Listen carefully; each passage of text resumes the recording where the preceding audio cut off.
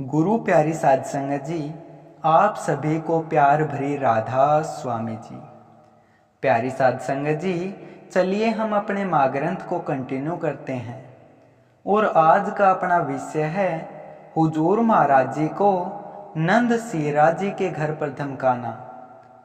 प्यारी साध संगत जी, बड़े महाराज जी एक महान संत और पूर्ण पुरुष के अवतार थे। यह जगत उनके दो महान कार्यों के लिए सदैव कृतज्ञ रहेगा। पहला, उनकी कठोर तपस्या, जिसके माध्यम से उन्होंने राधा स्वामी धारा को हरियाणा की कृषि भूमि पर प्रकट किया, और दूसरा, संसार को ऐसा गुरमुख भेंट करने के लिए जिसने उनके द्वारा प्रकट की गई उस अगम की धारा को करोड़ों जीवों तक पहुंचाने का कार्य किया। प्यारी साध संगत जी, गुरमुख बनना और गुरमुख कहलाना हर जीव के बस की बात नहीं है। यह भक्ति के सबसे दुर्गम और कठिन कार्यों में से एक है। हर शिष्य अपने गुरु से प्रेम, सम्मान और स्नेह तो आसानी से ग्रहण कर लेता है, परंतु उनकी ताड़ना सहन करने की असाधारण शक्ति केवल एक गुरुमुख में होती है, जिसने अपने आप को पूर्णतः गुरु को समर्पित कर दिया हो। एक गुरुमुख अपने गुरु द्वारा प्रस्तावित प्रेम और क्रोध को समान भाव से स्वीकार करता है। गुरु अपने विशेष शिष्य को अनेक असहनीय डांट, फटकार, कटाक्ष और जटिल परीक्षाओं के माध्यम से परिष्कृत करते हैं। इन सभी परीक्षाओं से गुजरकर भी यदि उस शिष्य की एकमात्र इच्छा अपने गुरु के चरणों में लीन रहने की बनी रहती है, तभी वह गुरुमुख का दर्जा हासिल करने के योग्य माना जाता है। ताऊंगा तपाऊंगा, नक्शे तारूं खाल, मेरा भक्त डिगे नहीं तो छिन में कर दूं निहाल। प्यारी साध संगत जी, कबीर साहब की यह वाणी एक गुरुमुख के जीवन का अभिन्न हिस्सा होती है। गुरु योजनात्मक रूप से गुरुमुख को अपनी डांट और क्रोध अग्नि में तपाकर उसके मन को पिघला देते हैं, और जब शिष्य अहंकार रहित हो जाता है, तब वो आध्यात्मिक दर्जों पर स्थित हजारों सूर्य और चंद्रमा के प्रकाश के प्रताप को सहन करने के योग्य स्वयं ही हो जाता है।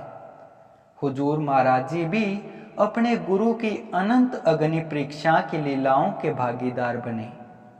बड़े महाराज जी ने अनगिनत बार हुजूर साहब को छोटी से छोटी गलती पर भी इतना डांटा कि शायद ही कोई अन्य शिष्य इतनी डांट सहन कर सके।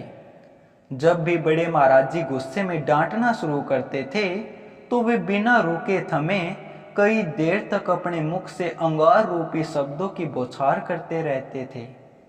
कई बार तो बड़े महाराज जी हुजूर साहब पर इतना रोष प्रकट करते थे कि उन्हें तुरंत चले जाने का आदेश दे देते थे। हुजूर साहब, चाहे गलती उनकी हो या न हो, हमेशा अपनी नजरें झुकाकर बड़े ही गरिमापूर्ण और शीतल भाव से, खुले हृदय से बड़े महाराज जी के गुस्से को स्वीकार करते थे।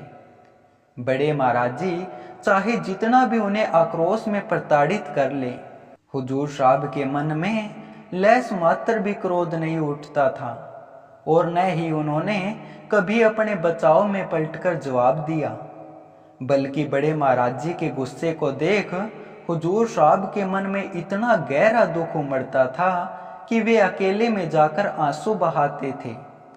उन्हें इस बात की आत्मग्लानि होती थी कि उन्होंने अपने सदैव हंसमुख रहने वाले सतगुरु को अपने आचरण और गलतियों के कारण नाराज कर दिया। जिस मुख की मुस्कान की महिमा का वर्णन करने के लिए हुजूर साहब ने अनेक शब्द लिखे, जब उसी मुख पर क्रोध लाने का कारण वे स्वयं बनते थे, तो वे स्वयं को अपराधी समझते थे। बड़े महाराज जी अन्य लोगों की लाख गलतियों को तो बर्दाश्त कर लेते थे, पर अपने मास्टर हुजूर साहब से हुई छोटी सी गलती भी उन्हें स्वीकार्य नहीं थी, और वे तुरंत उन्हें टोक देते थे। बड़े महाराज जी के इस विचित्र आचरण के पीछे एक कारण यह था कि हुजूर साहब में एक विशेष गुण था। जिस गलती के लिए भी वे टोके जाते थे उसे वे कभी दोहराते नहीं थे। इसलिए अपने प्रिय शिष्य में से किसी भी प्रकार का दोष या अवगुण को शीघ्रता से दूर करने के लिए बड़े महाराज जी कभी कभी उनके प्रति सख्ती से पेश आते थे। इसी संदर्भ में दो छोटे निजी अनुभव आपके साथ आगे साझा किए जा रहे हैं, जो हर गुरु प्रेमी को गुरुमुख की गुणवत्ता को अपनाने के लिए प्रेरित करेंगे। प्यारी साध संगत जी, एक बार की बात है जब बड़े महाराज जी और हुजूर साहब विदेश में सत्संग यात्रा के लिए कनाडा गए हुए थे। उस दौरान एक दिन नंद सेरा जी के निवास पर बड़े महाराज जी ने विदेशी और भारतीय प्रवासी संगत को संबोधित करते हुए सत्संग दिया। सत्संग संपन्न होने पर हुजूर साहब आरती विनती गाते थे। वे पराए हर बार छंद की समाप्ति पर आरती आगे राधा स्वामी की कीजिए कि टेक दोहराते थे, परंतु इस बार उन्होंने बिना यह टेक दोहराए आरती विनती समाप्त कर दी। प्यारी साध संगत जी, जब हुजूर साहब ने आरती विनती समाप्त की और बड़े महाराज जी की ओर देखा तो उनका चेहरा गुस्से में तलमलाया हुआ था। बड़े महाराज जी ने तब भरी संगत के सामने हुजूर साहब को इसी छोटी सी भूल के लिए डांटना शुरू कर दिया और लगभग 5 मिनट तक पूरे हॉल में उनकी डांट की आवाज गूंजती रही। उनका गुस्सा इतना भयानक था कि हुजूर साहब को न जाने क्या क्या सुना दिया और फिर वे अचानक उठकर अपने कमरे में चले गए। इस पूरे समय हुजूर साहब बड़े महाराज जी के प्रकोप को सिर झुकाकर और हाथ जोड़कर सुनते रहे। बड़े महाराज जी के हॉल से जाने के बाद हुजूर साहब वही अकेले मायूस बैठे रहे। हुजूर साहब को यूं पश्चाताप से भरे हुए अकेले बैठा देख नींद सेरा जी और उनकी धर्म पत्नी प्रकाश जी हुजूर साहब के पास जा पहुंचे और चिंतित स्वर में पूछा, भाई साहब क्या बात हो गई कि बड़े महाराज जी इतने गुस्से में थे? आपसे इससे पहले और कोई गलती या बातचीत हुई थी क्या? हुजूर साहब ने शांत और विनम्रता से जवाब दिया, नहीं, कोई और बात नहीं थी। जो हुआ आपके सामने ही हुआ। महाराज जी की न जाने यह क्या मौज थी। हुजूर साहब के इस डांट को मौज ठहराने वाले जवाब को सुनकर नींद सेरा जी हैरान रह गए और हुजूर साहब के करीब आकर बोले, भाई साहब यह कोई बात नहीं है। महाराज जी बिना वजह एक छोटी सी बात पर आपको इतना कैसे सुना सकते हैं? अगर मैं आपकी जगह होता और मुझे बेवजह सबके सामने इतना अपमानित किया जाता तो मैं तो सब कुछ छोड़कर चला जाता। मेरे से तो इतना सहन नहीं होता। हुजूर साहब ने नंद सेरा जी को इस घटना का एक प्रकाशदायक जवाब बड़ी ही सहजता से दिया। उन्होंने प्यार से समझाया, आप सही कह रहे हैं, इतनी बात कौन सहन करेगा। यदि मैं भी आपकी तरह सोचता तो मैं भी कब का महाराज जी को छोड़कर चला जाता। पर हर बार ऐसे मौके पर मैं एक बात सोचता हूँ, क्या अगर मेरे पिताजी ने मुझे ऐसे धमकाया होता तो क्या तब भी मैं उन्हें अकेला छोड़कर चला जाता? नहीं ना। जब हम अपने पिता को कभी भूले भी नहीं पीठ दिखाते तो गुरु का दर्जा तो इस जगत में सभी रिश्तों यहाँ तक कि परमात्मा से भी ऊंचा माना जाता है, तो फिर उन्हें छोड़ने का ख्याल कैसे आ सकता है? हाँ, यह तो मानता हूं कि गुरु के साथ रहना आसान नहीं है। गुरुमुख बने रहना तो सारी उम्र लोहे के चने चबाने जैसा है। गुरु का डांटना हमें वर्तमान में बेवजह लग सकता है, पर यह तो वे ही जानते हैं कि मेरे किस जन्म का कर्म सामने आना था। मेरी जगह किसी अन्य या अनजान व्यक्ति के मुख से मेरा अपमान होने से पहले ही मेरे दाता ने मेरा यह कर्म स्वयं ओढ़ लिया। उन्होंने मुझे डांटकर मेरे किसी पाप कर्म को वही नष्ट कर दिया। हुजूर साहब की इन बातों को सुनकर नींद सेरा जी विस्मयाभिभूत रह गई, क्योंकि उनके शब्दों ने उनके सोचने के नजरिए को पूरी तरह बदल दिया। नंद सेरा जी के मन में बड़े महाराज जी के प्रति उठे भरम को उनकी बातों ने तुरंत ही दूर कर दिया। वे हुजूर साहब की पीठ थपथपाकर बोले, यही फर्क है आप में और हम में। आपने महाराज जी के सत्संग को समझ लिया है, इसलिए तो आप गुरु के प्रिय हो। प्यारी साध संगत जी, हुजूर साहब के जवाब को गहराई से समझा जाए तो यह गुरमुखता का सार है। यदि हम इस जवाब को अपनी मुश्किल परिस्थितियों में हमेशा ध्यान में रखें तो हम भी हुजूर साहब की तरह गुरमुखता की राह पर चल पड़ेंगे। गुरमुखों का अपने गुरु के प्रति इस संसार से बेहद ही अलग दृष्टिकोण होता है। यह नजरिया किसी दिखावे से नहीं पाया जा सकता, बल्कि यह तो जिन आंखों में अपरिमित प्रेम समाया हो उसी को हासिल होता है। प्यारी साध संगत जी, हुजूर साहब जैसे महानतम गुरुमुख को इस कलयुग का सबसे सर्वश्रेष्ठ संत में रूपांतरित करने के लिए बड़े महाराज जी ने उनको हमेशा अपने अंग संग रखा। जिनसे गुरु को विशेष सेवा उठानी होती है उसकी वे पल पल निरख परख करते रहते हैं। प्यारी साध संगत जी, जैसे एक और बबूल खेतों में बिना किसी विशेष देखभाल के बड़ा हो जाता है, वहीं दूसरी ओर गुलाब के पौधों को माली का निरंतर ध्यान और संरक्षण चाहिए। माली को समय समय पर खाद, पानी और खरपतवार या कीटों से बचाने के लिए टहनियों को काटना पड़ता है। इसी तरह सतगुरु भी अपने विशेष शिष्य की देखभाल करते हैं। कभी वे प्रेम रूपी खाद देते हैं तो कभी उन्हें दुर्गुणों से बचाने के लिए कटु वचनों से छांटते हैं।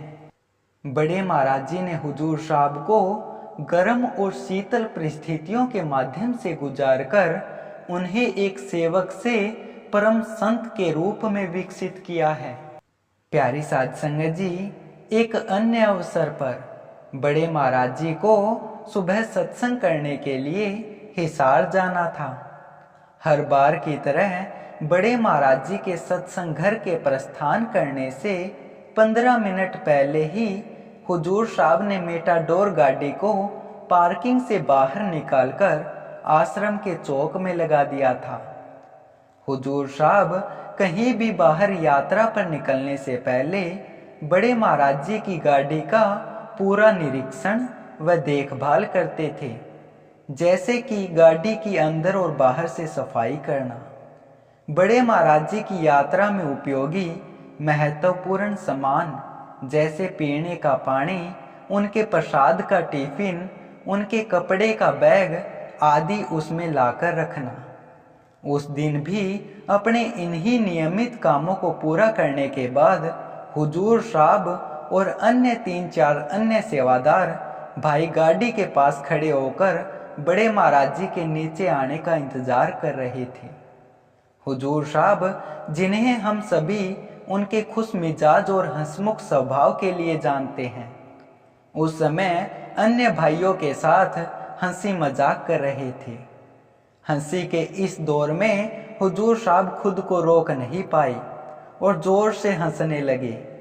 इसी क्षण बड़े महाराज जी नीचे आ गए और उन्होंने हुजूर साहब को सबके बीच जोर जोर से हंसते हुए देखा।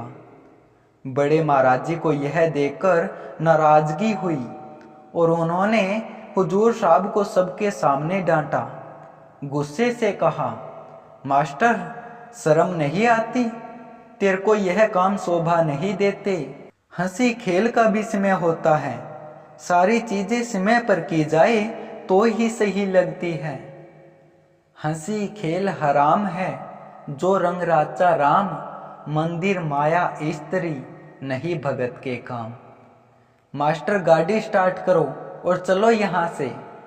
हुजूर महाराज जी बड़े महाराज जी की बात सुनकर शर्म के मारे संकोचित हो गई और उन्होंने तुरंत बड़े महाराज जी के चरणों में झुककर माफी मांग ली। थोड़ी देर बाद यात्रा के दौरान जब बड़े महाराज जी ने हुजूर साहब को गाड़ी चलाते हुए देखा तो उन्होंने उनके चेहरे पर पश्चाताप के भाव देखे। बड़े महाराज जी के हृदय में उनके प्रति करुणा उमड़ आई और उन्होंने हुजूर साहब के कंधे पर हाथ रखते हुए प्यार से समझाया, मास्टर मुझे दूसरों का नहीं पता, पर तेरे लिए ये काम ठीक नहीं है। कुम्हार जब मिट्टी का मटका बनाता है तो वह एक हाथ से अंदर से मटके को संभालता है और दूसरे हाथ से बाहर से चोट करता है। बिना चोट किए मटके की सुंदर आकृति नहीं बनती। मैं तुझे इसलिए डांटता हूं ताकि तुझे समझा सकूं। इसलिए जो भी काम करो उसे सीमित रूप में किया करो। किसी भी भाव में बह जाना समझदारी नहीं है। अति का भला न बोलना, अति की भली न चुप, अति का भला न बरसना और अति की भली न धूप। इंसान को ना अत्यधिक बोलना चाहिए और ना ही ज्यादा चुप रहना चाहिए, ना ही अत्यधिक गुस्सा करना चाहिए और ना ही किसी से अधिक हंसी मजाक करना चाहिए। जिस प्रकार सही मात्रा में वर्षा खेतों में फसल को बढ़ाती है, वही अत्यधिक वर्षा बाढ़ लाकर फसल को नष्ट कर सकती है। इसी तरह हमें अपने भावों पर नियंत्रण रखना चाहिए और सोच समझकर ही उन्हें व्यक्त करना चाहिए। संत मत की शिक्षा भी हमें यही प्रेरित करती है कि हमें हर समय संतुलित, शांत और समभाव बनाए रखना चाहिए। प्यारी साध संगत जी, आज हुजूर महाराज जी पूरी दुनिया के लिए प्रेरणा स्रोत और एक आदर्श पथ प्रदर्शक हैं। उनके इस महान चरित्र के पीछे बड़े महाराज जी की इसी प्रकार बड़ी बारीकी से की गई देखभाल और मेहनत स्पष्ट नजर आती है।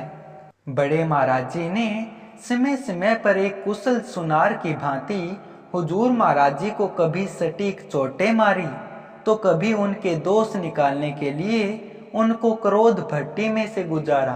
अंततः उनको ऐसे रत्न में जड़ित अमूल्य आभूषण में बदल दिया जिसकी चमक आज दुनिया के कोने कोने में चर्चित है। प्यारी साध संगत जी, कल फिर यहीं से हम अपने माँ ग्रंथ को कंटिन्यू करेंगे। तब तक आप सभी को प्यार भरी राधा स्वामी जी।